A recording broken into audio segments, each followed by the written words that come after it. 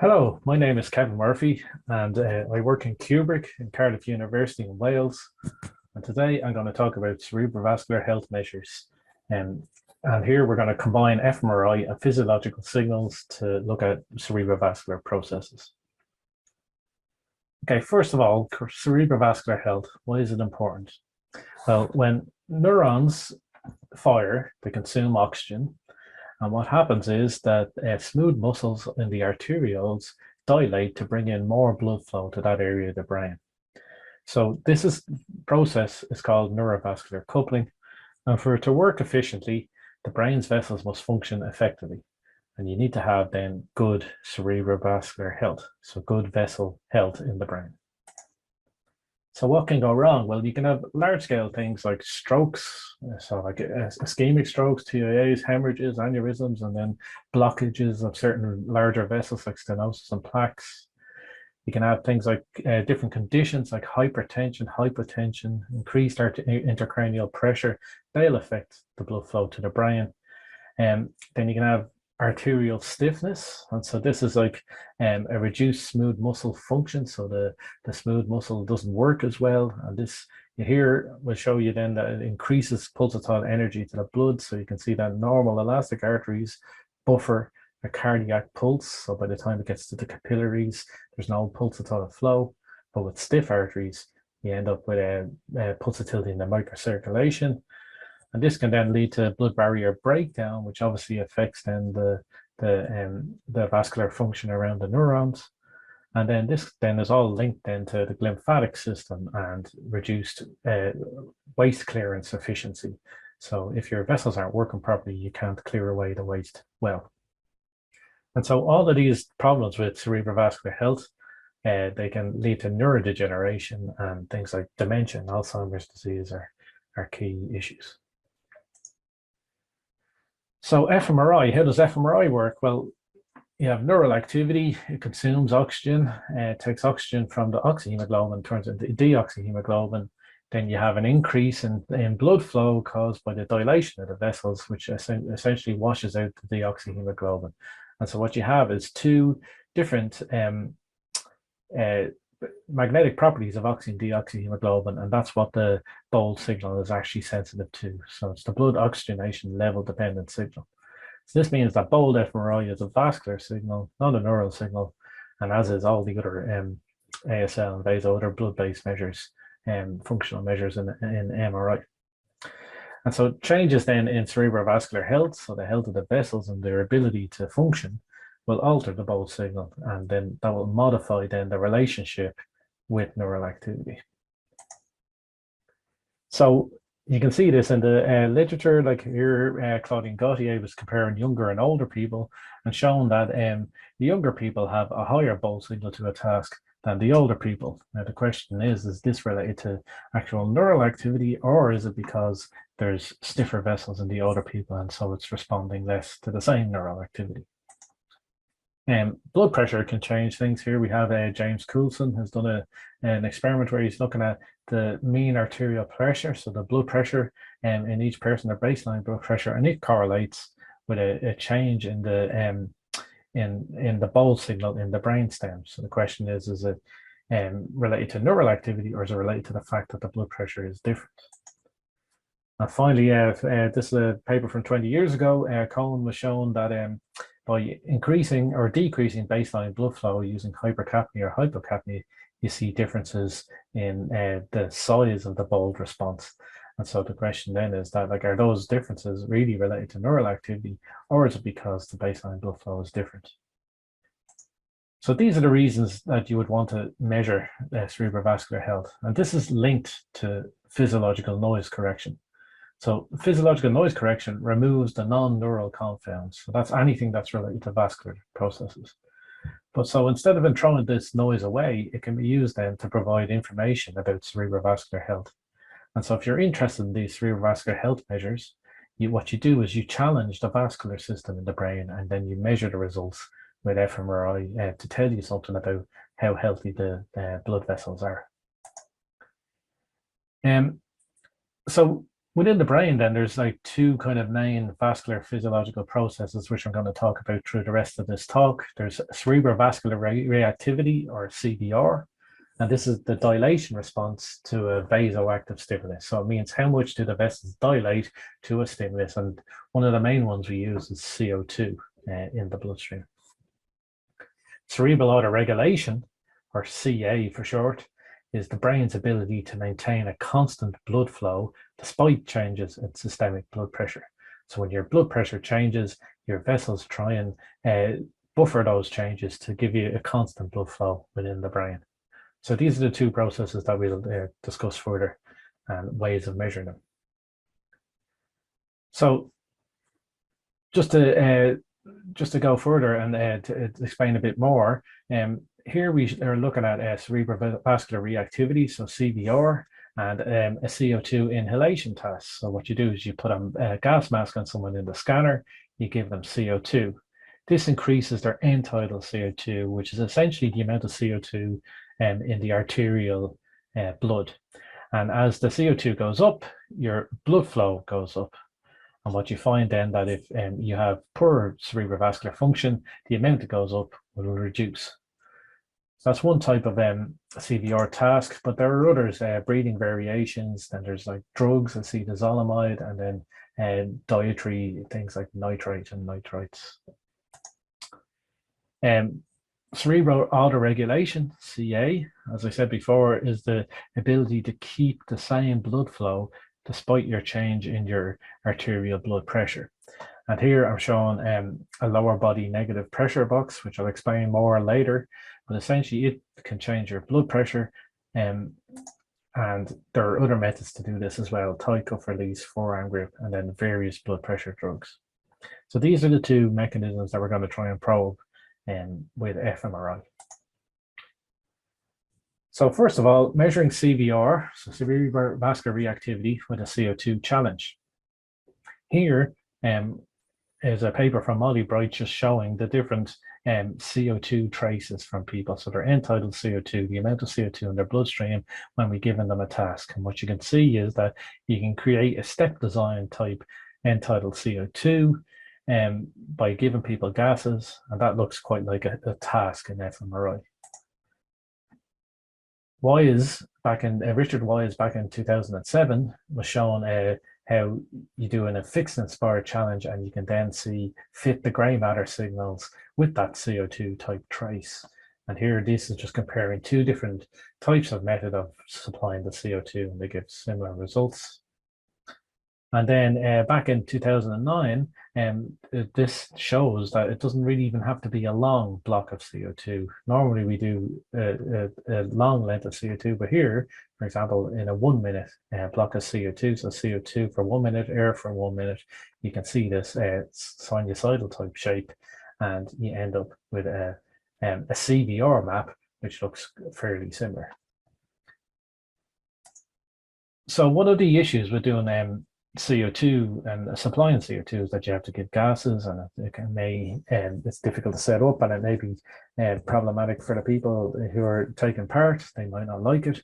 And so there's been a lot of focus then on using different ways of changing CVR. And one of them is through breathing variations. So this is just trying to change the end-tidal CO2 by doing something with the way people breathe. So breath holds is a key one that people use. Kastrup back in 2001 showed that, like, if you hold your breath, they're holding their breath during this checked period, you can see a change in bold signal related to the breath hold. And that change then was correlated highly with a change caused by a CO2 inhalation. So the breath hold and CO2 can give fairly similar results. Then Schouten in 2008 showed practically that paced breathing and end expiration give better repeatability. And so what I mean by that is you tell someone to breathe in and breathe out, breathe in and breathe out. So you pace their breathing. And then at the end of the breathe out, you tell them to hold their breath. And at the end of that breath hold, then they have to exhale so that you can measure how much CO2 is in their blood. And then they have a recovery period, and then they start pacing your breathing again. And this then gives you the most repeatable breath hold response in the brain. And Molly Bright and myself back in 2013 showed that it didn't matter how long you held your breath for, or if you varied the length of time you hold your breath, if you measure that CO2 properly, you can then get very similar CVR maps throughout the brain. So this is, again, how well the vessels are dilating throughout the brain. And this then can, I've used this, this is an example with Fatima Garan Mayo, where we've used this in breath holds in stroke, and we're just looking at healthy tissue, and we're looking peri-infarct and lesion tissue, and you can see that the CVR basically reduces in these different areas. So it's showing you that the blood vessels themselves are not responding as well in the lesion and peri-infarct area as they are in the healthy area of the brain. So this is we were talking about increasing CO2 with breath hold, but there's another way of changing CO2, and that's reducing CO2 in your bloodstream. And acute deep breathing is one way of doing this. And essentially, this is a hyperventilation. You get someone to breathe heavily, and they'll blow off more CO2 and just reduce their CO2. And here, Molly Bright back in 2009 compared acute deep breathing and breath hold and showed that you get very similar results between the two. So the point is that you get some sort of variation into the end-tidal CO2 trace, so that you can actually measure the bulb signal change caused by it.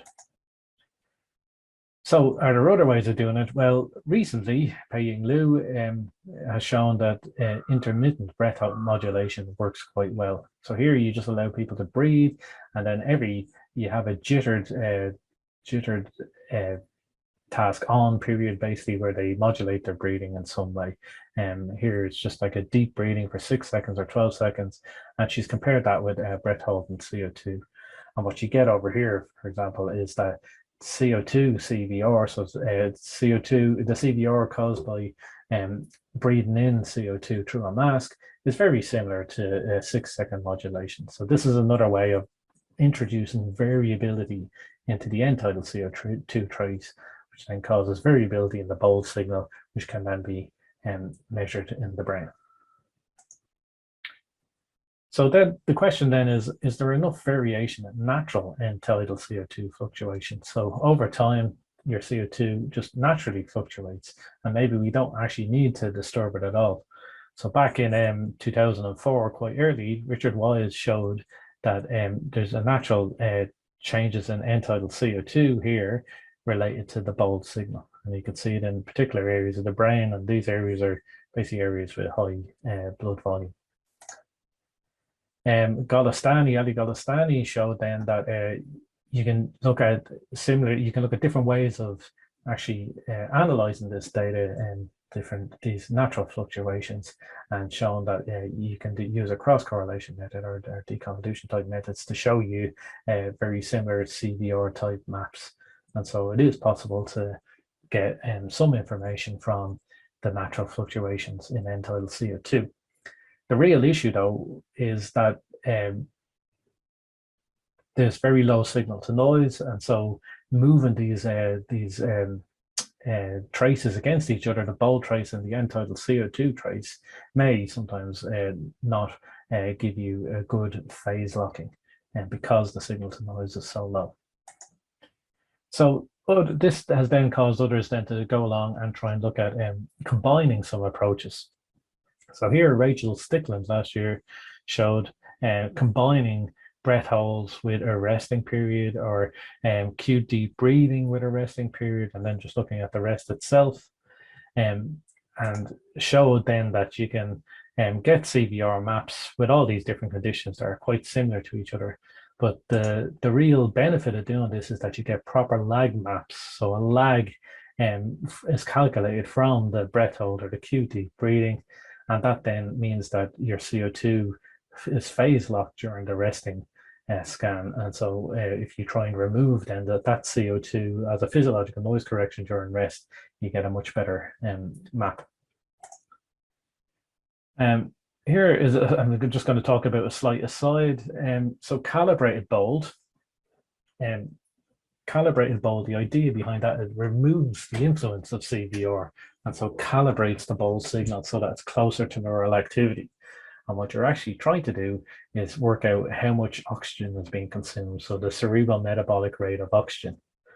So here we have uh, uh, some equations. Don't worry if you don't really understand them, but what it's basically saying is that the Bose signal change is equal to some maximum Bose signal change, which you can use the CO2 experiment to calculate it, and then a change in blood volume, which is related to blood flow, which we can measure, and then OEF. And that OEF then can be converted into a CMRO2 map. And so this should be much more related to neural activity because it's removed all of the vascular components of the Bose signal. Right, moving on then to cerebral autoregulation. So earlier on, I was telling you about cerebral autoregulation is the ability to maintain a constant blood flow despite changes in blood pressure. And here, there are much fewer papers in the literature dealing with this in fMRI.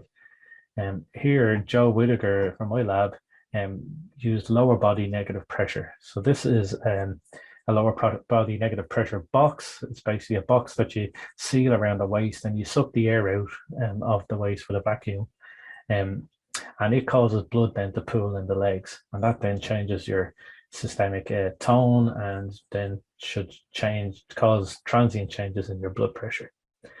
Now, one of the problems with this is that there's lots of issues with movement, and so people get sucked into this box. And so therefore, when we did this experiment, you had to wait until we couldn't do it during the transients, which meant then that there was no changes in blood pressure, but there are changes in blood volume. In that response, there are people trying to, the blood volume in the brain and the dilation of the vessels is trying to maintain a blood flow because of this task. And you can see that these are the areas of the brain that it works in. Now, there's like easier ways to do these sorts of things. One of them is measuring autoregulation with a hand grip task. So here, this is a paper from James Coulson, and he used the isometric forearm grip. So forearm grip is when you grip something in your hand, and you then try and get someone to hold it at 40% of their maximum grip power. And if you do this over time, and we're talking about over like a couple of minutes, you then get an increase in blood pressure, which then causes a change in the signal, which you can actually measure. And here, James showed that in the baseline blood pressure measure for each person is related to how much their Bose signal changed in the brainstem related to that task. So this is showing you that cerebral autoregulation measures are dependent on the baseline blood pressure. Another method for use, one of the issues with the forearm grip is that there can be a lot of movement because people shake a lot when they're doing this. So we're trying to look at other ways of doing things. Tie cuff release is one candidate. Here, what you do is you put you put blood pressure cuffs around the person's thighs, and you inflate them to above systolic pressure. So you hold it up for quite a while, like nearly 2 minutes, and then you deflate those cuffs. And when you deflate those cuffs, it lets that built up blood then back into the body. The blood volume goes down, and you get this complicated shape of blood pressure where it goes up and down over time, and then you can measure that then in the fMRI signal change. And here, these are just maps showing you what's happening throughout the brain. Different areas respond at different times. And what's kind of interesting is that if you look at correlations in resting state correlations between different ROIs in the brain, in a rest period and in this tie cuff release period, you get quite a high correlation. Now, in the tie cuff release, you would expect that just to be purely vascular. So it suggests that there is actually quite a lot of autoregulatory activity in the rest connectivity matrices. Again, now going back to natural blood pressure fluctuations, so this is similar to the CO2 natural fluctuations. Is there enough variability in it to actually measure something in fMRI? So we look at beat to beat blood pressure here. Here you can see the gray matter signal and then the mean arterial pressure. And what we've done then is decompose it with a wavelet decomposition into different frequency scales. What then you see is that there's a correlation at around the 0 0.1 hertz frequency scale, which you may have heard of. Is quite a busy frequency window, which is a 0.1 hertz correlation between the mean arterial pressure and the fMRI signal. And this is lagged by roughly about 6 seconds, as you can see there.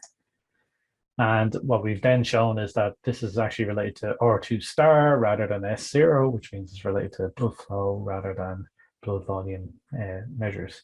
And so it is something that is probably highly prevalent in the bold signal. So there are the different types of challenges that you can do to look at cerebrovascular reactivity and cerebral autoregulation. And so I just want to discuss a small bit the practical difficulties of doing these things. You may want to measure cerebral vascular health, but you need to understand that it's not the easiest thing to do. So first of all, there's participant discomfort, like for example, CO2 and masks. People don't like them. There can be lots of movement. I've kind of discussed that throughout the different tasks. Adverse responses. So some people may not respond well to a particular task, especially blood pressure tasks. And then you need monitoring needs. You need equipment. You need gas analyzers, O2 monitors, etc. You also need personnel. You need extra researchers, possibly clinicians, if that's what your ethics requires. There's time then to set up this equipment, and obviously then you need extra scans to actually give you some information to get the cerebrovascular health measures. Sometimes the cohort that you're interested in, it may not be able to do the challenge. For example, would you use a blood pressure manipulation in hypertensive participants? Maybe not. And then there's extra paperwork. It's ethics, risk assessment, and safety monitoring. But if you want to know something about cerebrovascular health, all of these things can be overcome. Here I'm just looking at the pros and cons of different CVR challenges. So this is comparing the ones that we talked about. CO2 challenge, where you use the mask, gives its high signal to noise and good experimental control. However, there's lots of discomfort and it's difficult to set up, and people may not like it. Breath holds and the other ways of varying breathing give less signal to noise, but they're less difficult to set up, less discomfort. They can cause a lot of movement. That's one issue, but there's chances of adverse responses are very low. And then the natural CO2 fluctuations, although it's low signal to noise, there is a bit of setup because you need to be able to measure CO2. There's no experimental control, but there's definitely no discomfort or more movement or adverse responses. And then looking at the cerebral autoregulation approaches, lower body negative pressure, it's a decent signal to noise. The setup, though, is very difficult. You can experimentally control it very well, but one of the biggest issues is movement. And we found like movement can be on the order of a couple of centimeters. So you really have to think carefully about how you design that experiment. The hand grip task, you can get quite high signal to noise. It can have a bit of movement though, and it's there's a bit of discomfort to it, but there's no real adverse responses because people can just stop if they don't feel great. And the tie cuff release, it's good signal to noise, good experimental control, good. It's good for movement, and that's one of the reasons why we're trying to think about using this more. And then your natural BP fluctuations, although it's good for discomfort and movement, it's a very low signal to noise. And so may not, it's quite a difficult thing to do, to disentangle the natural BP fluctuations from other fluctuations in the brain. So in conclusion, fMRI with physiological challenges can give you a comprehensive assessment of cerebrovascular health. So the physiological noise that the other talks in this session are talking about also contain a wealth of information about cerebrovascular function, and it's quite useful to have this information.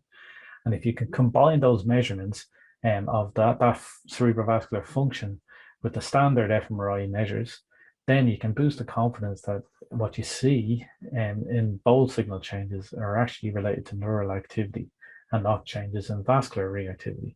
And this is especially important then in a group where you might expect a vascular difference.